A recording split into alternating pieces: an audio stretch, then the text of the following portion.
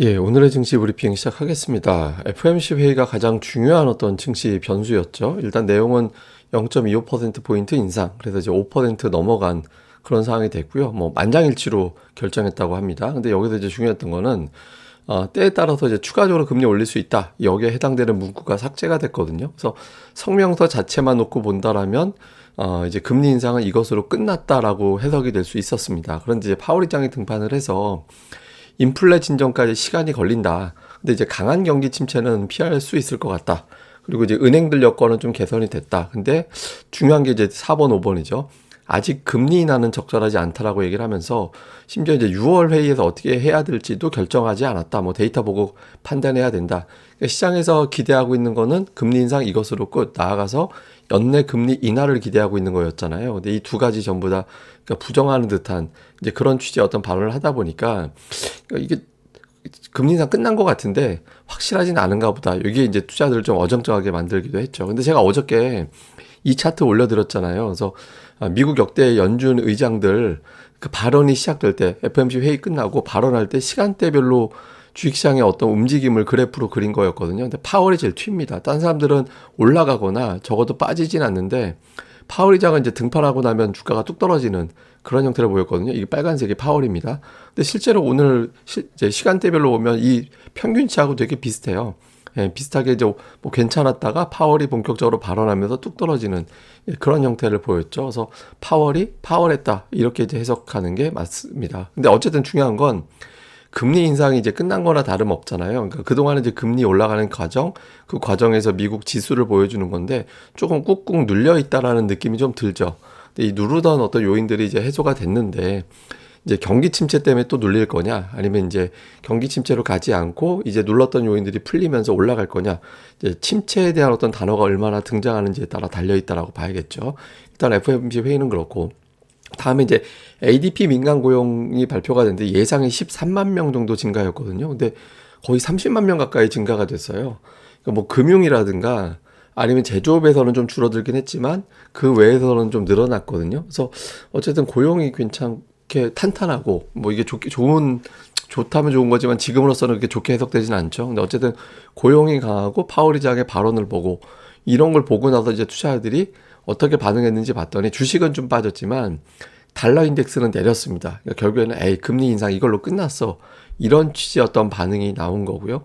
그 다음에 또 하나는 이제 그 미국의 국채금리, 2년물 국채금리가 이제 금리 전망을 반영하는 데이터잖아요.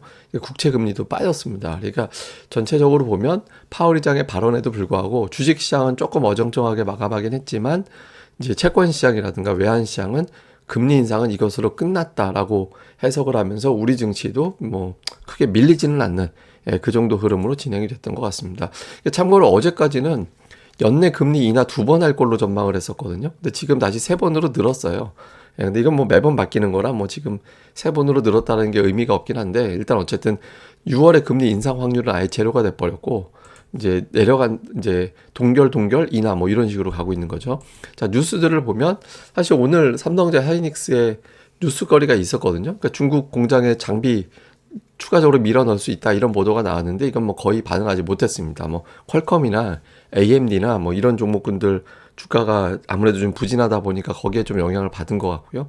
그다음에 오늘 바이오주가 되게 많이 올라갔죠. 뭐 뉴스들이 바이오 제약주 쪽에 되게 많았어요. 근데 제가 이거는 뒷부분에서 따로 설명드리겠습니다. 오늘 바이오주가 되게 강했고 그 다음에 뒷부분에서 시장이 좀 마이너스권에 있다가 플러스로 밀어 올리는데 좀 역할을 했던 게 블룸버그에서 이제 미국 사실상 금리 인상 끝났고 이제 몇몇 국가들은 금리 인하가 연내 단행될 수도 있다. 그러면서 이제 우리나라하고 인도네시아 정도를 꼽았거든요. 그래서 요게 우리나라가 금리가 내려간다라고 뭐 요 점이 뒷부분에서 이제 시장이 조금 회복되는데 영향을 부분적으로 준 뉴스였다. 이렇게 보면 되겠습니다. 그 다음에 이제 수급을 보면 외국인들이 팔진 않았죠. 순매수했는데 사실 뭐 오늘 연휴 기간 직전이라 외국인들의 시장 참여 자체가 되게 낮았습니다. 그러니까 매수 매도 비중이 되게 낮았거든요. 근데 어쨌든 뭐 팔진 않았다라는 점. 그리고 종목을 보면 삼성전자 여전히 쥐고 있습니다. 그리고 딱 봐도 바이오사이언스, 바이오로직스 이런 것들 들어가 있고 다음에 이제 LG화학 SDI가 다시 매수 쪽에 들어가 있고 생명보험사들이 좀 들어가 있어요. 보험사들이 좀 들어가 있는 게 특징이었고 매도 쪽에서는 뭐 포스코 퓨처엠이라든가 LG 에너지 솔루션 이런 게 있고, 하이닉스가 최근에 5일 중에서 4일 매수였는데 오늘은 또 매도 쪽으로 들어가 있었고요. 기관 같은 경우는 금융 투자가 매도였기 때문에 왼쪽 매도 쪽에 이제 대형주들이 포진해 있는데, 그런 와중에서도 네이버 매수 들어가 있는 게 특징이었고요. 그리고 역시 바이오, 한미약품, SK 바이오사이언스 이쪽이 또 매수에 들어가 있었습니다. 코스닥 쪽은 외국인들이 2차 전지 팔고 그다음에 SM 팔고 했는데, 보시면 엔터주를 골라 담는 게 있었고, 역시 또 제약 바이오 쪽이 많이 포진이 돼 있죠, 종목들이. 그다음에 하나마이크론이 매수 쪽에 올라온 게 좀 특징이었고요. 그다음에 기관은 2차 전지 팔고 심텍 실적 공개 이후에 좀 팔고, 2차 전지 중에 에코프로비엠을 골라서 담았고, 역시 셀트리온 헬스케어를 비롯해서 제약 바이오 쪽에 좀 공을 들이는 그런 모습이 있었죠. 요건 제가 또 한번 설명을 또 드리겠습니다. 자, 이슈를 보면 미국의 금리 인상은 사실상 끝났다라고 봐야 되거든요. 그래서 금리 인상 끝난 다음에 재료가 뭐로 갈 거냐. 다음 주에 이제 CPI만 좀 멀쩡하게 나오면 시장이 상당히 또 이제 반응이 좋게 나올 수도 있거든요. 그래서 이제 금리 인상이 어떻게 되는지, 이 효과 이후에 이제 프레임이 뭘로 되느냐. 이제 금리 인하 쪽에 이야기 나오는데, 그 계기가 예를 들어서 금리 인하 기대감이, 인플레이션이 낮아져서 인하 기대감이 생기면 굿. 근데 이제 그게 아니라 경기 침체 걱정 때문에 이야기가 나오면 그냥 좋지 않은 그런 구도가 되겠죠. 구도 봐야 될 거고요. 그다음에 이제 팽웨스트 은행 문제가 또 제기가 됐잖아요. 이게 제가 어제 공매도 영향이 좀 있다라고 말씀을 드렸는데, 이게 돌아가면서 때리고 있는데 그 다음 타자가 얘였거든요. 요 문제가 뭐 JP모건 다이먼 회장은 은행 문제 끝났다라고 얘기를 했는데, 이거 모르고 얘기했을 것 같지는 않거든요. 그래서 오늘 미증시에서 이 문제가 좀 제기가 되는지 부각이 되는지 좀 볼 필요가 있고, 그 다음에 이제 주도주 구도인데, 제가 여러 번 말씀드렸지만 경기 침체가 메인이 되느냐 아니냐에 따라 주도주 구도가 달라진다. 침체가 되면 제약, 그다음에 2차 전지, 게임, 엔터 이쪽 부류에서 움직이게 되고, 경기 침체가 아닌 뭐 시장 바닥론 이렇게 되면 반도체, 자동차, 화학 이런 것들이 움직이게 된다라고 말씀드렸잖아요. 근데 공교롭게도 최근에 한 3일 정도 보면 2차 전지 또 반등 한번 나왔었고, 그다음에 이제 제약주 오늘 올라갔죠. 직전까지 엔터 올라갔죠. 그러니까 침체에 대한 걱정이 있을 때 올라가는 종목군들이 움직였거든요. 그러니까 요 구도가 좀 굳어지면서 5월은 이제 얘네들로 가는 건지 요 구도도 좀 볼 필요가 있는 것 같습니다. 그래서 오늘 특징주는 뭐 다 아시니까 요거 생략을 하고요. 그다음에 이제 제약 업종이 되게 강했잖아요. 이게 제약 업종 지수인데, 이게 왜 이렇게 강한지 보면, 우선은 이제 금리 인상이 끝났다라는 점. 금리 인상이 끝나면 제약 업종 같은 경우는 좀 힘이 될 수 있다, 긍정적이다, 이런 분석이 좀 나올 수 있고요. 그다음에 이제 경기에 대한 걱정, 경기 침체에 대한 걱정이 있을 때 침체에서 조금 자유롭게 움직일 수 있는 종목군들이 뭔지 제가 또 앞서 나열해 드렸잖아요. 그러니까 제약, 엔터, 게임, 이런 2차전지 이런 쪽 부류거든요. 거기에 해당된다라는 거. 근데 저는 이제 3번을 좀 주목을 합니다. 해외 증시에서 주목해 볼 만한 변화가 좀 있다라는 건데, 이게 뭐냐면 일라이릴리입니다. 일라이릴리라는 제약주인데, 이게 보시면 되게 많이 올랐잖아요. 근데 이게 사실 올해 별로 안 올랐었어요. 그러니까 1, 2월 정도까지는. 그러다가 이제 3월 넘어가면서부터 4월 되고 하면서부터 주가가 되게 세게 올라가면서 이렇게 가는 거거든요.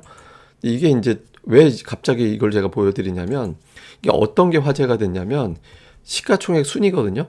일라이릴리가 JP모건을 넘겨버렸어요. JP모건을 이게 지금 한 4,010억 달러 정도 될 겁니다. 근데 JP모건이 4,000억 달러 정도 되거든요. 그러니까 그게 넘어가 버린 거예요. 그래서 이게 JP모건을 넘길 정도로 제약주가 올라와 버린다고? 그러니까 이렇게 이제 주목도가 생겨버린 거죠. 그래서 이게 아마 제가 보기에는 일라이릴리 강하게 가면서, 이게 물론 이제 치매 관련된 이슈가 또 있긴 하지만, 치매 치료제 관련돼서 이게 주가가 사실 이게 보면 계속 강한 종목이긴 하거든요. 그러니까 연봉으로 보면 14년 중에서 12년 올라갔어요. 계속 올라가는 종목이긴 해서, 시장이 이제 향후에 이제 뭘로 볼 거냐. 그러니까 제약주 강세를 보이는 트리거를 얘가 역할을 해줄 거냐, 아니면 쟤는 원래 13년 중에 12년 올라가던 거니까 쟤는 원래 가던 애야, 그러니까 이렇게 될 거냐. 그래서 이제 요걸 좀 주목해 본 거죠. 그래서 이제 이게 트리거가 돼서 밀고 올라간다라면 이제 제약 바이오가 한동안 또 힘을 얻을 것이고, 이제 이게 아니라 이게 좀 분리가 돼서 그냥 순환매, 이제 FOMC 전후에서 이제 순환매 돌리게 된다라면 다음 주에 이제 제약이 가는 게 아니라 아마 그 반도체라든가 이런 쪽이 또 연휴 끝나고 움직일 가능성이 있거든요. 그래서 이제 일라일리 주가도 한번 같이 보면서 우리나라 제약주가 조금 연동되는 그런 변화가 생긴 것 같으니까, 그 계기가 JP모건 시총을 넘겼다고, 요게 좀 계기가 된 측면도 있는 것 같긴 합니다. 그래서 요게 이제 다음 주에도 어떤 구도가 되는지, 주말 사이에도 요 종목의 어떤 흐름, JP모건과의 시가총액의 경쟁 이런 것들도 좀 주목해서 변수가 될 수 있으니까 예, 보도록 하겠습니다. 예, 그럼 또 연휴 잘 보내시고요. 연휴 기간에도 방송 계속 매일 이제 올라갑니다. 그래서 꼭 봐주시고요. 그리고 좋아요와 구독하기, 예, 구독하기 많이 좀 해주시고요. 좋아요도 꼭 한번 500개라도 좀 넘겨왔으면 좋겠습니다. 많이 부탁드리고요. 그리고 네이버에서 고릴라 리서치 검색해 주시고 또 많이 방문도 부탁드리겠습니다. 예, 그럼 감사합니다. 다음에 뵙겠습니다.